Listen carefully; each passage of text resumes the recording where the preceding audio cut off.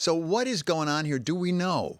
Well, it's concerning, right? Because now the second time in a matter of weeks that he's once again talking about his nuclear arsenal. So the United States for sure does not like this kind of talk, this saber rattling. He does point to, when he says, the approaches of our American partners. Not sure Vladimir Putin there really considers the America as partners now.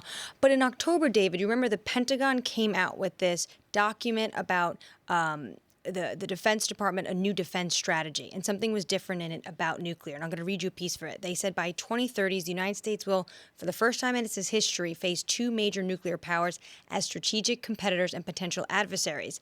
In response, the U.S. will, quote, maintain a very high bar for nuclear employment without ruling out use of the nuclear weapons in retaliation to a non-nuclear strategic threat to the homeland.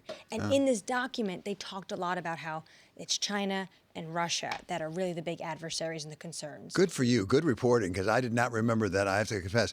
At the same time, I suspect none of this would be happening but for Ukraine. And what is going on in Ukraine, the fact that it doesn't seem to be going particularly well for Vladimir Putin, and now we have strikes at least 3 bases inside of Russia. Exactly. And for him, that is very worrying, because now he knows that Ukraine could hit, I mean, we're talking about very close to Moscow, right? This is the center of the Kremlin and the center of Russian economy and power.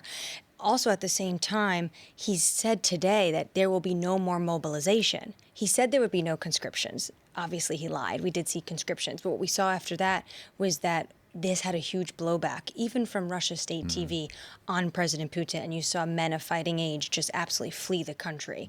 He said there'll be no more mobilization, but then what next?